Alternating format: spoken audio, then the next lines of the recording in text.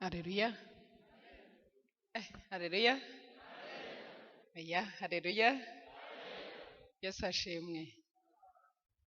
Ka dufatanirize hamwe gushima Imana duhaye amahirwe tukabonana. Mu izina rya Yesu, Imana yacu ihabwe icyubahiro. Ndabona mwe mutanezerewe, Imana ihabwe icyubahiro. Ye ku rwanjye ruhande ndanezerewe cyane ko ngize umugisha wihariye wo kubana namwe. Imana yacu ihabwe icyubahiro. Si kenshi gahunda nk'iyi sohora, ariko igihe gikwiriye kigeze ndashimira Imana ko nta kirogoye imigambi yayo. Imana yacu ihabwe icyubahiro. Nagombaga kubana namwe hamaze imyaka myinshi cyane, mu mwaka w'ibihumbi 2008 niho nari niteguye kuza hano mu materaniro n'umuvandimwe wanje Christine ayoboye Mifemu. Murebe imyaka ishize, ariko igihe gikwiriye kigeze Imana yemeye ko tubana muri uyu mwaka wa 2017 musoza umwaka. Uwiteka ahabwe icyubahiro. Ndabona mwe mutanezerewe, Uwiteka ahabwe icyubahiro. Ndashima Imana ko nifuzaga kuza guhigura umuhigo nari nemeye. Ntabwo ari uko ari njye nishe gahunda, ahubwo byanyuze mu buryo bw'ubuyobozi bunyohereza ahandi bitunguranye bigeze ku musozo. Ariko ndanezerewe kubwo kubana namwe, kandi nongeye kunezezwa no gusanga nisanze mu bavandimwe. Mu izina rya Yesu, amahoro y'Imana abane namwe. Mwikirije gake yemwe, amahoro y'Imana abane namwe, kandi mu buryo bwihariye Uwiteka abagirire neza. Ngira ngo kuko nisanze mu bavandimwe ntabwo binsaba umwanya munini wo kwisobanura. Nitwa Nzayisenga Florida, babibabwiye. Nakomotse hariya mu majyaruguru y'u Rwanda. Ngira ngo ndubatse mu muryango wacu. Imana yatugiriye neza, iduha abahungu 2. Imana yacu ihabwe icyubahiro.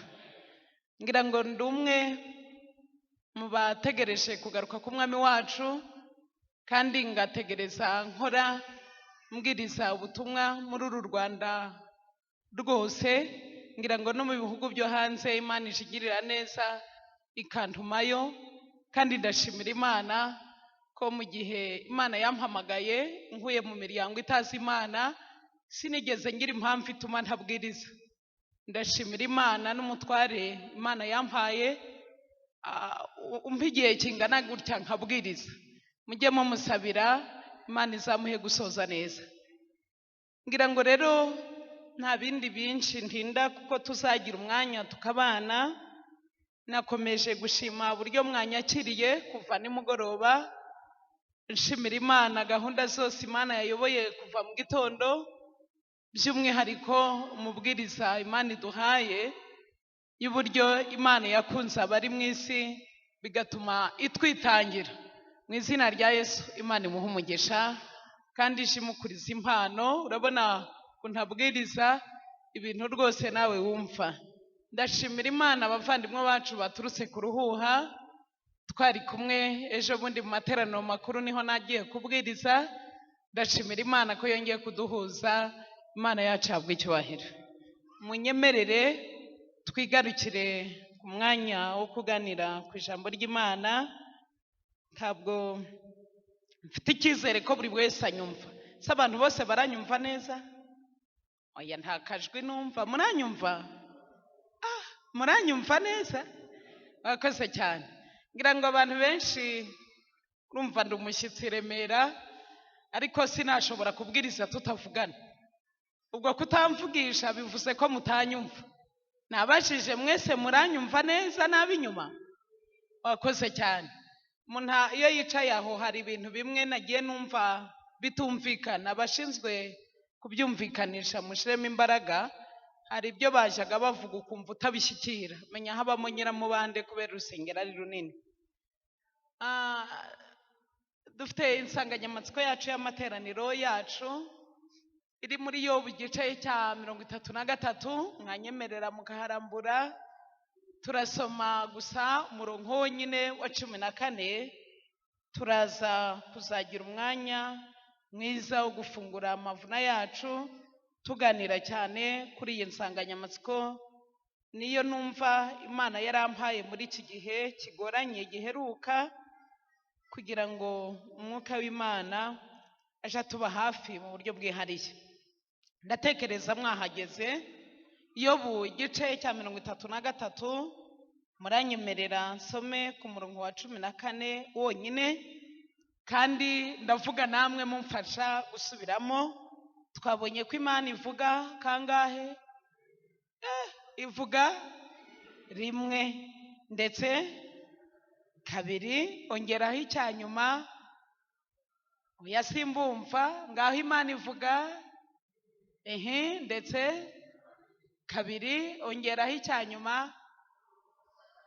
Nubwo umuntu atabyitaho ariko Imana yo iba yavuze. Nicyo gusa tuzaganira muri aya materaniro yacu. Imana ivuga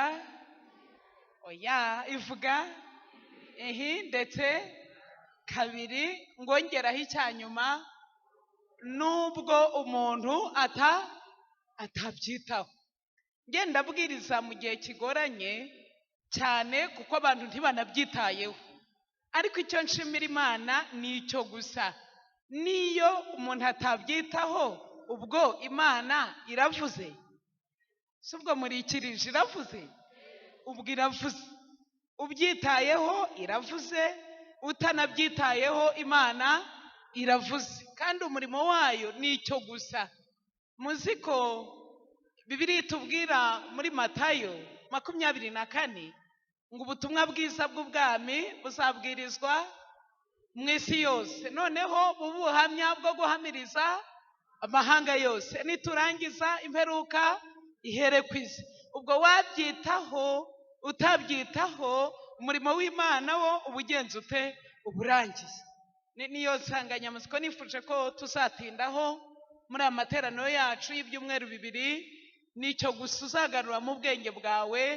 Dusoza ubyitayeho ni amena, dusoje utabyitayeho icyo nzi neza ni kimwe, nuko nta kintu na kimwe kizigera kirogoya umugambi w'Imana. Imana yacu habwa icyubahiro. Munyemerere twinjirane muri Bibiliya maze mbereke kuva isi iremwa bwa mbere kugeza uyu munsi duhagararanye. Mwumva uburyo bwihariye Imana yagiye ivuga mu bihe bitandukanye, ibwira n'abantu batandukanye. Itangiriro igice cya mbere.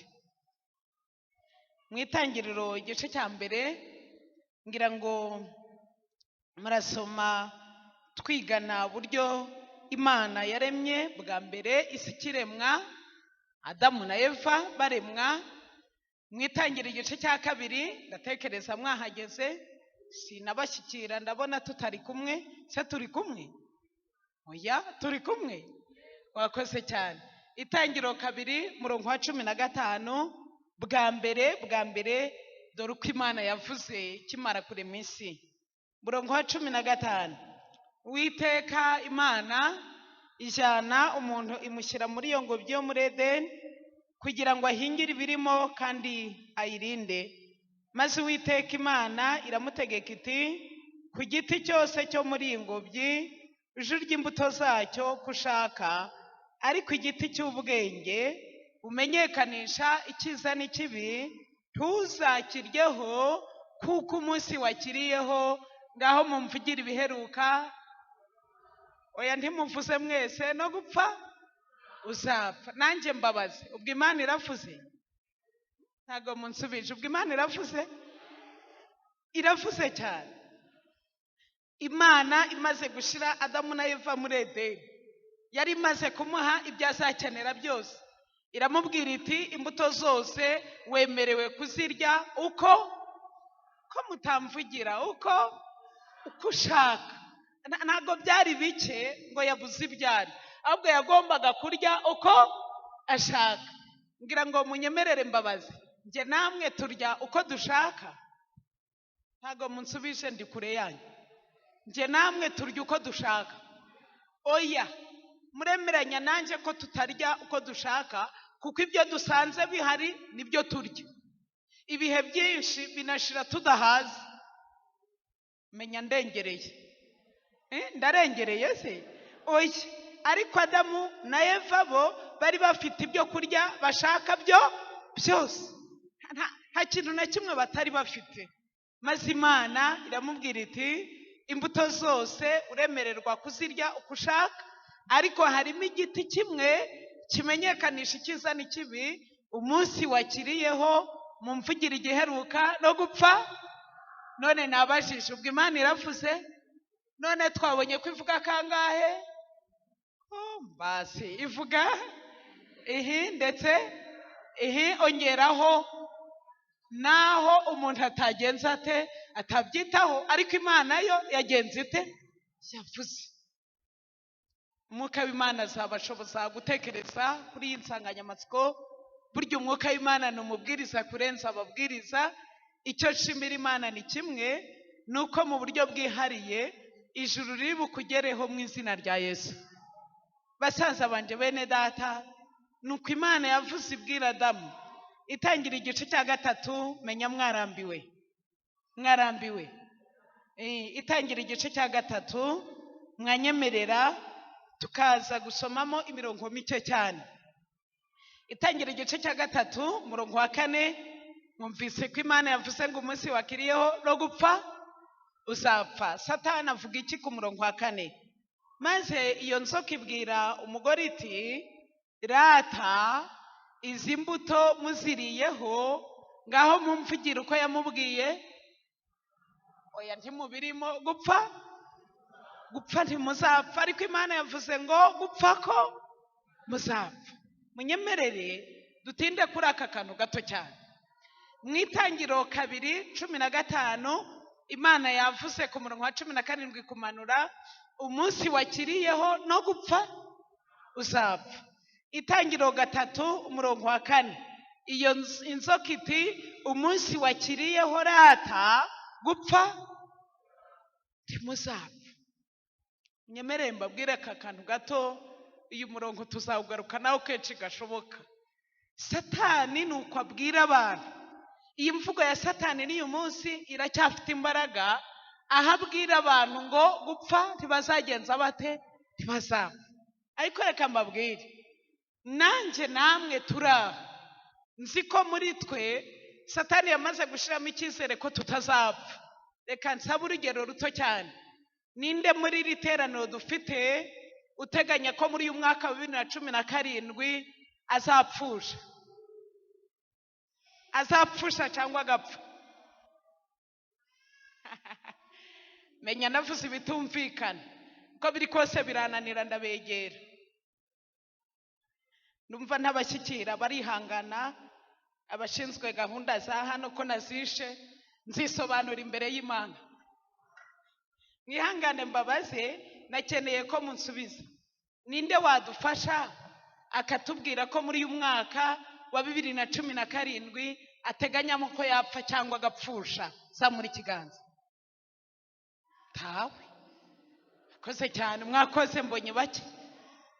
Reka mbaze, ngira ngo mwasomye muri Bibiliya ko aba mu gihe cya kera cya Yesu babaga bafite imva bakorogoshoye bazahambwamo. Ufite imvi we nazamura ikiganza. Muranyihoreye cyane.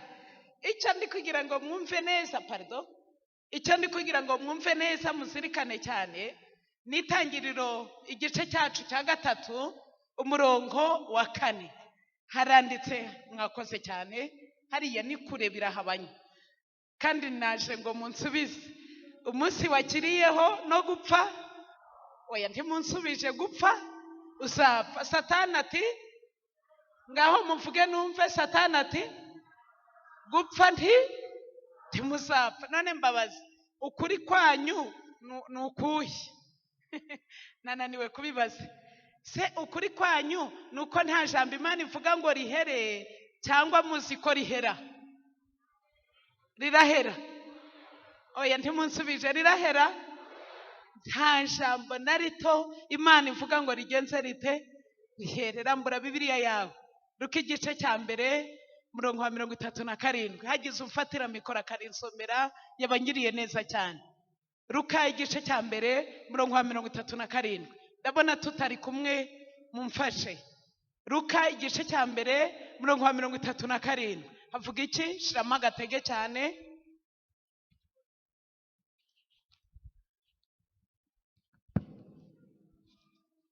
Niba wahabuze bahagusomera, abandi bahageze. Yakoze cyane, mufashe. 37 igice cya mbere. Yego. Kuko ari nta jambo Imana ivuga ngo rihere. Mwavuga ngo iki? Kuko ari nta jambo na rimwe Imana ivuga ngo rigenze rite. Dusomera umurongo wa 47 nawo wadufasha kuko hari abafite umugisha wihariye kuri ryo. 47 n'ubugingo bwanjye bwishimiye Imana umukiza wanjye. Wakoze cyane, ntago ari 45. Wakoze. Ninjye nakuyobeje. 45. Kandi hahirwa uwizeye kuko ibyo yabwiwe n'umwami Imana bizasohora. Mwavuga ngo iki? Ngongera dusomere iyo mirongo yombi hera kwa 37 dusomere 45 bivuga uhagaze. Yego. Kuko ari nta jambo Imana ivuga ngo rihere. Kuko ari nta jambo Imana ivuga ngo rihere. Twavuga ngo iki? Ariko hariho abahirwa. 45. Kandi hahirwa uwizeye kuko ibyo yabwiwe n'umwami Imana bizasohora. Mwavuga ngo iki nshuti zanjye? Nta jambo na rito Imana ivuga ngo rihere. Ariko basaza banje na bene data, hahirwa abandi. Hahirwa uwizeye ko ibyo yabwiwe n'umwami we bizagenza bite? Bizasohora. Satani ari haranyuranya n'icyo Imana yavuze. Ariko icyo mbabwira ni kimwe. Imana ivuga, mwabivuyemo. Imana ivuga ndetse kabiri nubwo umuntu atagenza ate atabyitaho kuko ari nta jambo Imana ivuga ngo rigenze rite burikere. Reka twinjire ku murongo wa 5 w'igice cya 3. Igice cya 3 umurongo wa 5. Kuko Imana izi yuko umunsi mwaziriyeho ni Satani, amaso yanyu azahweza, muzahinduka nk'Imana, muzamenya icyiza n'iki n'ikibi. Reka tugende ku murongo wa 6. Maze uwo mugore abonye yuko icyo giti gifite ibyo kurya byiza kandi ko ari ikigikundiro kandi ko ari cyo kwifuriza kumenyesha umuntu ubwenge, asoma ku mbuto zacyo agenza ate?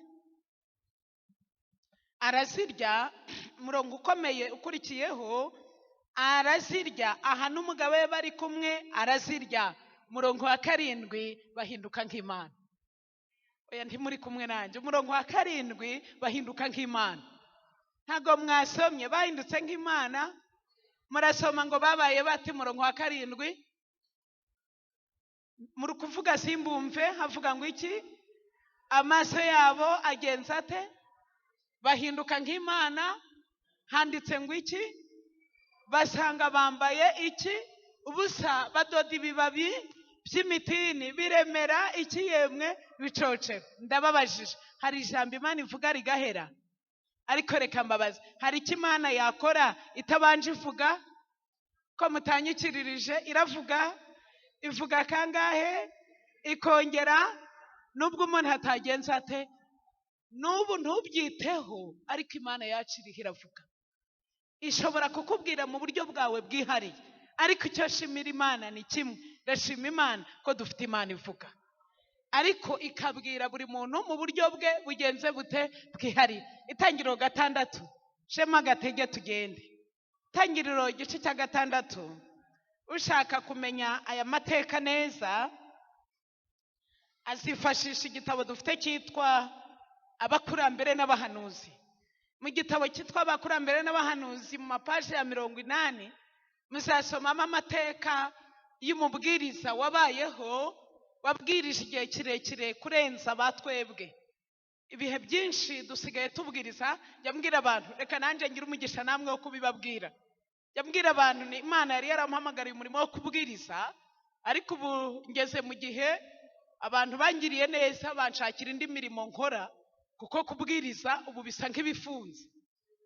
Abantu ntumbaze uko bameze, Imana igenda iyoyoka mu bantu birebesha iki yemwe amaso ubibona. sigaye mbwira abantu rero aho gutakaza igihe ndiremera ndiho nkora ubusa nagenda ngakora nk'ibyo namwe mukora. Niba hari igihe kigoranya cyo kubwiriza ndagira ngo mbabwire ko n'iki tugeze mu gihe kidasanzwe ku buryo nawe uribaza ukibaza niba hari kubivuga bitunaniye, niba ibyo kubwiriza bishize sindamenye icyo ari cyo, ariko icyo nizera mu ijuru hari Imana itanga ibisubizo. Basaza banje bene data, mfite umubwiriza wambanjirije mwitangira igice cya 6 witwa Nowa. Bibiliya itubwira ko yabwirije imyaka myinshi cyane, 100 n'ingahe? Oya muri kubivuga gakeya, n'ingahe? 127. Nje maze kumara irenga nka 20 gusa ntangiye kubwiriza, ariko uriya muvandimwe we abirangizanije imyaka 127. Niwe mubwiriza wabwirije asoza nta muntu n'umwe wihanye. Yasoje imyaka ye nta muntu n'umwe wihanye, 120. Kandi yari afite imirimo 2 ikomeye. Yakoraga umurimo wo kubwiriza ubutumwa avuga nk'uku, agakora n'undi murimo wo kubaka. Muribuka ko ikibwirizo cyo cyari iki? Nta yindi nsanganyamatsiko yo kuyanisha yari afite, ahubwo yari afite insanganyamatsiko yitwa iti umunsi umwe imvura. Oya ntimuri kumwe nanjye zagenze ite? Igitondo akabwibyuka akumvikanisha ukuntu imvura izaba. Nuko kugeza igihe amateka y'uyu mubwiriza kubwo kubwiriza abantu igihe kirekire, ijwi rye barirambiwe mu matwi, maze izina rya Nowa bararihindura. Iyo bahuraga nawe ikintu yababwiraga ni iki? Ni iri jambo yababwiraga ati muraho imvura izagwa. Maze akikiriza ati kuko nta jambo Imana ivuga ngo rihere, imvura izagenza ite? Reka mbaze ikibazo, imvura yaraguye? Oya ntimunsubije, yaraguye? Bitinze cyane. Reka mbabwire nubwo byatinda kuza ko bizagenza bite? Bizaza. Arabwiriza atangira inyubako yari ifite etaje 3, ngira ngo mwabonye ayo mateka ye muri icyo gitabo nababwiye. Yari inzu ya mbere, iya kabiri, iya gatatu. Abwiriza abantu ko bazinjira muri iyo nkuge akaba arimo barokokera.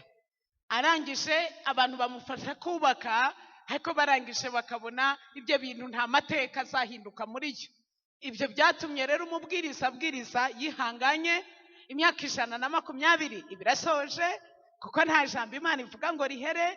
Imana itegeka Nowa kwinjiza inyamaswa zose muri ya nzu yashize hariya n'inyoni.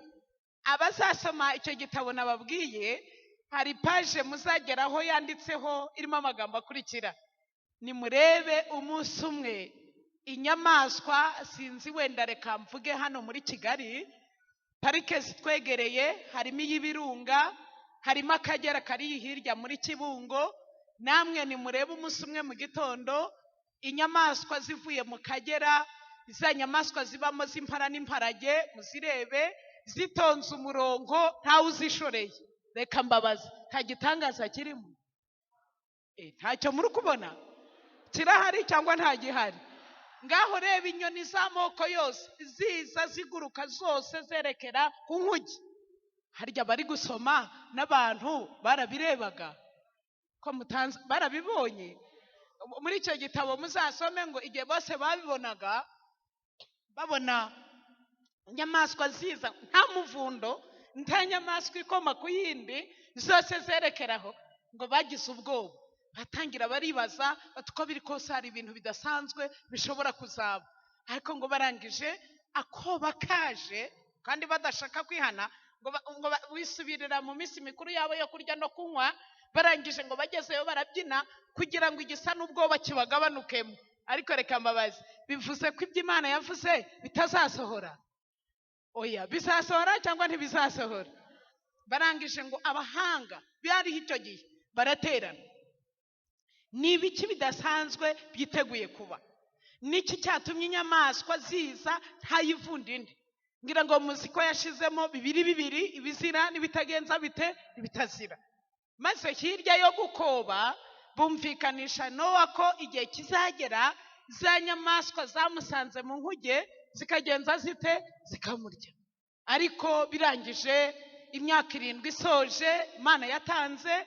Bibiliya itubwira ko urugi rwikinze, mu kanya ubuzima bwakomeje kuba nk'ubusanzwe. Bagiye kubona babona ibicu bitangiye kubungirana, bagiye kubona babona icyo bita imvura, bari banazi cyari cyo, ngira ngo basomye Bibiliya. Bagiye kubona babona haje bidasanzwe, nibwo abantu batangiye gukanguka, basanga Nowa muri ya nkuge bamuhamagara, bakamubwira bati genza utabasomyi tukingurire. Abasubiza ngo iki? Oya ntimunsubije sinje, je mbiheruka kera ninjira, ibyakurikiyeho sinzi ibyari byo. Birangije basomye amateka yababaje yagoye cyane. Nuko hahanda ho ku nkuge, nimusoma muri icyo gitabo muzasanga ariho hapfiriye abantu benshi ugeranije n'abapfiriye ahandi. Gute rero? Imvura imaze kugwa bose niho bikusanirije, ariko abahanga buriye ya nzu ndende bari barubatse ifite za nivo nababwiye, maze bakaja hejuru yayo. Ariko musoma inyandiko Imana yari yavuze, abagombaga kurokoka gusa nabinjiye imbere hehe mu nkuge. Inyuma ntabwo ariko Imana yari yavuze, kuko ari nta jambo na rimwe Imana ivuga ngo rigenze rite ko rishyere. Birangije imvura iragwa, ngira ngo babonye amateka y'iyo mvura yari imvura idasanzwe. Hari yavaga hejuru, hari indi yavaga hasi, amazi yarazaga agaterura ya nkuge bubatse. Birikavuga ko yagarukaga yibirinduye. Icyari agakiza ko kubakirizamo imbere yahindutse imva yahambye abantu bangana iki benshi. Icyo mumenya ni kimwe, abagombaga kurokoka gusa nabinjiye imbere hehe. Oya ntimunsubije, imbere abo gusa nibo bagombaga kurokoka. Ariko reka nongere mbabaze, ubwo Imana ivuga kangahe? Oya mwabivuyemo, ivuga ikongera nubwo umuntu, ubwo Imana yavuze cyangwa ntivuze? Harya basomye Bibiliya aho harokotse abantu bangahe? Bangahe? Nimusoma Bibiliya se muzasanga 8 barihanye. Aba bantu 8 barokotse ni akababara Imana yamaze umubwiriza. Umubwiriza wabwirije imyaka 127, habura umuntu n'umwe wihana. Imana imwihera kado. Mwavuga ngo iki? Imwihera umuryango we gusa. Nawe muzasanga atari kubwo kwihana, ahubwo ni impano yo kumuhoza iki yemwe amarira. Ariko yasoje nta muntu n'umwe wihanye. Ariko reka mbabaza, kuko batihanye Imana iravuze? Oya, Imana yavuze cyangwa ntiyavuze? Yavuze ikongera, nubwo umuntu atagenza ate. Nubu niyo utabyitaho Imana yacu iriho iravugana nawe. Itangiriro 19. Mwabirambiwe kandeba abantu tukiri kumwe. Yemwe bantu turi kumwe mwasinziriye? Mubirimo wakweze cyane. Itangiriro 19. Aha nongeye gusoma ukuntu Imana yavuze, ndatangara ntinya Imana. Menya ko ibyo Imana yavuze nibyo gusa. Itangiriro 19 murahasanga amateka nayo yabaye yo mu gihe cy'umuvandimwe wacu witwa Aburamu. Aha murahasanga amateka mu gice cya 17 na 18 Imana yahamagaye umuvugabutumwa witwa Aburamu. Bibiliya itubwira ko yamuvanye muri Uri y'Abakarudaya, aho yagombaga kuja kwerekana Imana. Nihuse kuko ayo mateka muyazi, muziko yahagurukanye n'abavandimwe be barimo na se witwa Tera. Muzabyiga muri icyo gitabo nababwiye. Bibiliya itubwira ko byageze mu nzira ise agashaka kurogoya imigambi y'Imana. Ise rero atangira kubabwira ahantu bagombaga kuruhukira ati tuguma. Imana ibonye ko se witwa Tera zarogoye imigambi y'Imana, yemera ko asinzira cyangwa agapfa. Muranyemerera ko sinari mpari, nicyo kimwe mvuze. Yarapfuye cyangwa arasinzira? Ibyo ni ibintu bibiri kandi mwumva neza. Imana ihagurutsa Loti gukomeza. Bageze ahantu n'umuvandimwe we Loti na Aburamu batangira gushwana. Ariko nabajije, mwese muranyumva neza? Ndiho ndahomba niba mutanyumva. Muranyumva neza? Wabuhombye binsaba imbaraga kubabwira. Reba izo byansabye nkabambwira batumva. Muranyumva mwese? wakoze cyane. Uyu muvandimwe Aburahamu aza kugirana amakimbirane n'umuvandimwe we Loti. Kambabwire, aha sinashobora kuhasimbuka. Turi mu minsi ikomeye aho abantu hatangirana ikimbirane rito, aho kugira ngo abantu bige uko rirangira, ubwo bagaterana bashaka uko ryakomeza. Bitsindwe mu izina rya Yesu. Uyu muryango muzawigiraho ikintu gito, nawigiyeho nanjye nicyo gitumye mbibabwira. Igihe abagaragu bayo, abakozi babo bashwanaga biturutse ku bwatsi bw'inka, umugabo bita Aburahamu ni umugabo wa mbere nabonye uzi gukemura amakimbirane. Yayakemuye ate? Mu buryo bwiza cyane. Bageze ahantu bitegeye igihugu, ati biragatsindwa ko nje nawe tugirana amakimbirane, none reka tuyakemure dutya. Igihugu cyose dore kiri imbere yacu, none guhera uyu munsi nuhitamo kuja iburyo ndahita njya. Subwo muransubije ndajya. Ngamunyemere nibe mwumvise ikibazo, nibe munanyumva. Nyiri guhamagarwa n'Imana ninde? Oya ni uwahisemo ninde? Oya ntimunyumvise. Uwahamagawe n'Imana ninde? Uwahisemo ninde mbere? Ubwo amakimbirane yakemuye cyangwa ntayakemuye? Reka mabwire icyo yari yizeye. Aburahamu yari yizeye ko aho azaja hose Imana izajyana nawe. Haba heza haba habi, ahari Imana ntacyo waba. Nicyo gituma uriya waduhimbiye indirimbo ya 148, aho njyanye na Yesu mba amahoro, aho anyobora hose muri iyi si, aho njya tutajyanye ntakinyura, iyo njyanye na Yesu mba amahoro. Haleluya. Nanga ko mudafashwa, nta kigenda. Mba naririmbye reka data. Aho wagendana na Yesu hose ubikiyemwe amahoro. Imana yacabwa icyubahiro. Nicyo cyatumye Loti rero ahitamo ahantu bita hehe abasomye Isodomo naki. Tutarabigeraho ahisemo neza cyangwa ahisemo nabi? Nabi. Ariko aho wagana hose ujanye na Yesu, ndashima Imana ufite Yesu afite ibingana iki byose. Ahisemo neza. Igice cya 19 na 18 atubwira amateka abamarayika b'Imana ngo bagiye kureba Isodomo n'Igomora, kw'ibyo baharega ari iki yemwe? Ari ukuri. Ako munyemerere iyo page muzayisome, babwira kandi kantu muzasangamo kanshimishije cyane. Igihe Aburahamu abamarayika bari bagiye kurimbura Sodomo n'Igomora, abamarayika b'Imana baravuganye, nta kintu na kimwe twakora ku isi tutabanje kubwira inshuti yacu Aburahamu. Mwavuga ngo iki yemwe? None ndakubajije, muri iri torero rya Remera usengeramo, mu muryango iwawe, mwikaritsiye utuyemo, Imana igiye gukora igitangaza yakubwira? Subwo muransubije? Muranyihoreye muransubije? Aka kantu kanamfashije cyane. Nta kintu twakora ku isi tutabanje kubwira inshuti yacu inde yemwe? Aburahamu. Barangije banyuze kwa Aburahamu. Bageze kwa Aburahamu, Bibiliya itubwira ko bakiriye abamarayika neza, batekeshereza ibyo kurya, ariko barangije babwira Aburahamu bati tunyuza aha, ariko dufite misiyo yaho tugiye kureba ahantu bita Isodomo n'Igomora kuharimbura, kuko gutaka ko habarega kwazamutse kugera mu matwi y'iki yemwe zima. Ubu tuvugana tugiye kuharimbura. Abanyarwanda bari hano murabizi, hari umugani abanyarwanda baca ko aho ujishe igisabo mu bivuge nta muntu hatera ibuye ahajishe. Aburahamu yumvise ko Isodomo n'Igomora bararimbuka, ahita yumvamo wa muvandimwe we, maze atangira gusaba. Mu bakurambere n'abahanuzi ako gasije niko kitwa, ninde usabira Sodomo na Gomora y'iki gihe? Tubuza abantu bayisabira kandi iri hafi kugenza gute? Kurimbuka. Aburahamu arasaba ati none nimugerayo mugasanga y'abakiranutsi 50, Aburahamu arafata abakiranutsi 50 pe, mutsembane n'abanyabyaha. Abamarayika bati rwose abakiranutsi 50 nibaboneka turahayihorera.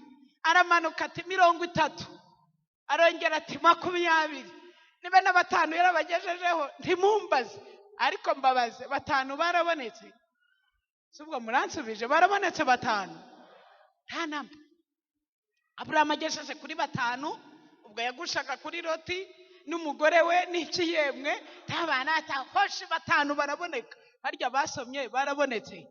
Tugende Itangiriro 19 murongo wa mbere. Mwabivuyemo mufate Bibiliya nshuti zanjye, mufate Bibiliya mwihangane dusome. Itangiriro 19. Abamarayika bageze i Sodomo byagenze bite? Baba marayika bombi bagera i Sodomo nimugoroba.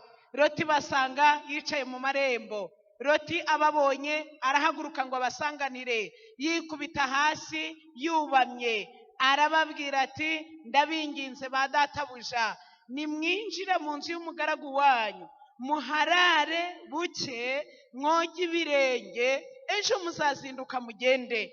Baramusubiza bati oya, turarara mu nzira. Bugenze bute? Oya, mwabivuyemo buke, nta rugo turi buryamemo, tugende. Arabahata, binjiriwe, abatekeshereza ibyo kurya, yotsa imitsima idasembuwe, baremera bararya. Murongo ukomeye wa 4. Muri kumwe nanjye? Wa 4. Batararyama. Oya, mubivuyemo batararyama, bakicaye. Abagabo bo muri uwo mudugudu w'i Sodomo baza kugota inzu, abato n'abakuru bose bavuye ahantu hose ho muri wo, bahamagara Loti baramubaza bati abagabo binjiye iwawe muri iri joro barihe? Mwansomera igikurikiyeho. Ayigamana, mwansomera bagenze bate? Harya ngo abamarayika baje kureba ko ibyo baharega. None ndababajije, birahari nta bihari? Icyari kibazanye kwari kuza kureba ko ibyo bahareze bihari. None ndabajije, birahari ntabyo?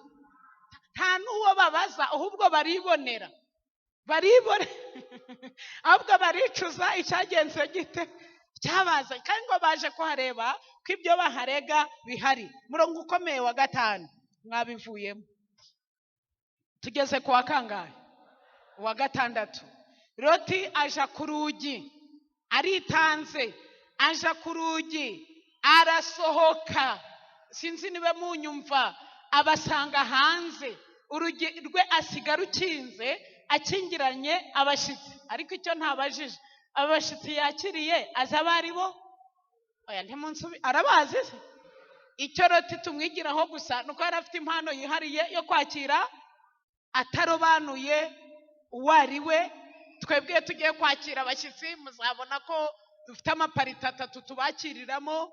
Abo twiyumvamo cyane tubashira muri shambure y'iwacu, aba 2 ni muri salo, dufite n'aba 3 tudaha intebe bicara kuri esikariye. Yego, ubwo ndi guharabika. Yego, ko mutanyikirije kandi menya mutabindyarya simba mugafatwa. Yego, bakoze cyane. Ariko Loti we impano afite yihariye no kwakira ikiyemwe abashyitsi. Ariko azi? Oya, ntimunzi azize? Ntazi ibyo ari byo. Arasohoka, abashyitsi barakinga, asanga abo bagabo ngo bamugenze uko bashaka, ariko abashyitsi be kugira icyo bagenza bate batwara. Tugendane murongo wa kangahe? Arababwira ati wa 7, bene data ndabinginze mwe gukora icyaha kingana gityo. Baranga. Murongo wa 8, dore mfite n'abakobwa 2 batararyamana n'abagabo, ndabasohora mu bagira ibyo mushaka byose, gusa abo bagabo mwe kugira icyo mubatwara, kuko bageze munsi y'ipfundo ry'inzu ya cya kibwirizo cya Sentiya. Ndashima Imana ko no mu bantu habonetse abatanga abana. Mwavuga ngo iki? Loti ariyemeza ati n'abakobwa banje mbabahe icyo mushaka cyose mukibagire, ariko abashyitsi banje bo mwe kugira icyo mugenza mute matwara. Murongo ukomeye wa 9. Ni wa 9? Ampaye nka ni wa kangahe? Wa 9. Tugendane. Baramusubiza bati have tubise, uru rugabo rwaje no rusuhutse. Intambara irahari? ko mutayumvise irahari. Uru rugabo rwaje ino rusuhutse rwigize umucamanza w'ibyacu. Ubwo niba mwankurikiye muri hangana ko ayo macakubiri sinje ndabanyabashizemo arabo basanzwemo, muzasanga ko buri hantu hose abantu batuye baba bafite abantu basuzugura biturutse aho bavuye. Ko mutanyikiririje abo mugaya muri Kigali, menya ari bituruka mu majyaruguru by'iwacu bivugaga gagandi noneho n'ibigore byaje.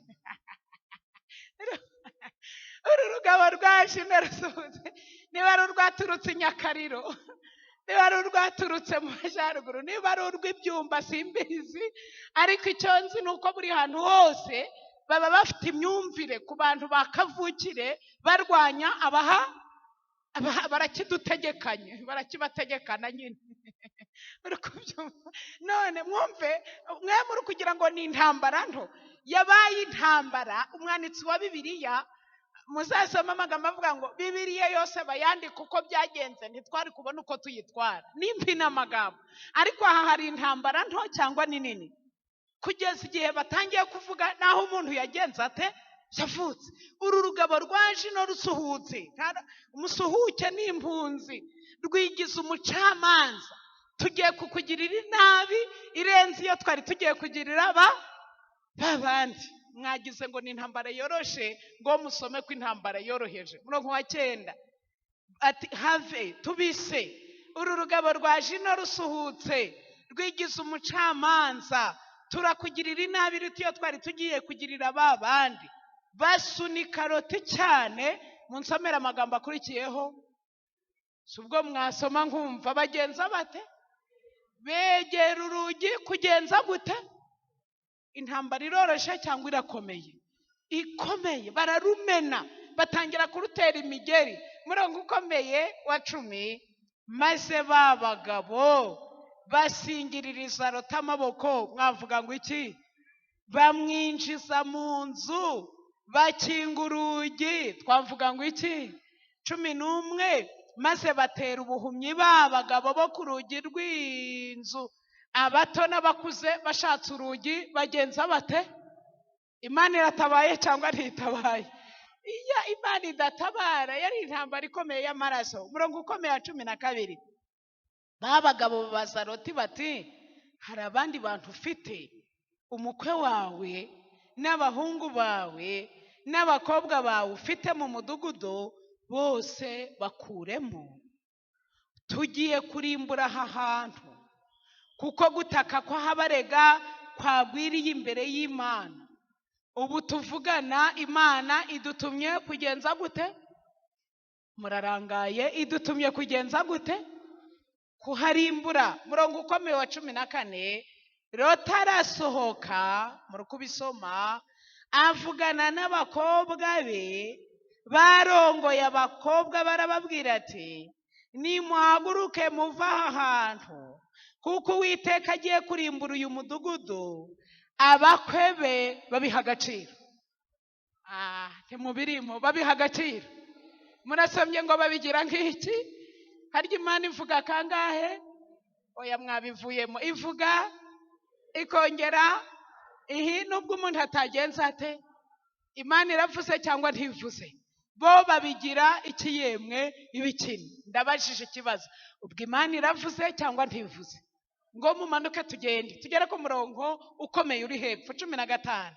Nuko bukeye mu gitondo baba marayika batera Loti umwete bati, haguruka ujyane n'umugore wawe, ugendane n'abakobwa babiri bari hano, kugira ngo utarimburirwa mu gihano cy'uyu mudugudu. Maze igihe yabateraga umwete wo gusohoka, murasoma ko bihuse? Siko mutari gusoma mu murongo wa 16. Bagenza bate? Yo, aho kugira ngo bihute ahubwo bagenza bate? Sibwo mwamfasha tukagerayo nk'abari muri iryo teraniro. Buriya niba umugabo yarazaririye, umugore we yari yihuse, sibwo mwajyayo tukareba. Umugore yari yihuse yasohotse, abakobwa be buriya wakwishyira muri iryo teraniro. Umwe yakubitaga akongera akagaruka. Kwari itangazo rivuga ngo kugenda nta kintu na kimwe nta sasu rivuze, nta ngwate yari bakurikiye, kwari ukumvira icyo Imana yavuze gusa, bagahunga bumviye ko nta jambo Imana ivuga ngo rigenza rite ngo rihere. Byagenze bite rero? Murongo wa 16, maze azaririye abo bagabo bafata ukuboko kwe ku neza yabagiriye, bahambiraho k'umugore we, bahambiraho amaboko y'abakobwa be babiri, Uwiteka bababariye. Mwavuga ngo iki? Uwiteka ntabwo ari kubwo gukiranuka, ahubwo ni imbabazi z'iki yemwe z'Imana. Uwiteka bababariye, sinzi niba mukibisoma. Maze Uwiteka aramubwira ati, baramusohora bamushyira inyuma y'umudugudu 17. Bamaze kubakuramo, umwe muri aba bamarayika aravuga ati, hunga udapfa, ariko kondisiyo ikomeye muyisome. Aragera iyo ahungiye atarebye, mwabivuyemo atarebye inyuma. Iyo uragerayo kwiruka gusa, urebye imbere ariko utarebye, kirakomeye cyangwa kiroroshye? Nanga ko mutabyumvise. Kirakomeye cyangwa kiroroshye? Wumvise uko yabwiye Adamu kwari ukubaha Imana, igiti ntakirye, nicyo gusa. Kwa Nowa kwari ukurokoka, winjiye hehe? Mu nguge. Hano i Sodomo n'i Gomora kwari ukwirukanka utarebye. Baratangira urugendo, niba barirukaga niba baragendaga gahoro sinari mpari, ariko icyo nasomye ni kimwe.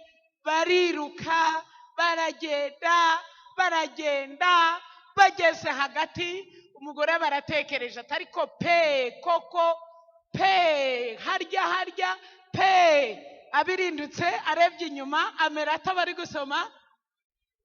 Mvuye muri mudu, agenza ate? Aho yahindukiye inyuma akareba, Bibiliya iravuga ngo ahinduka inkingi y'umunyu. Na ryari?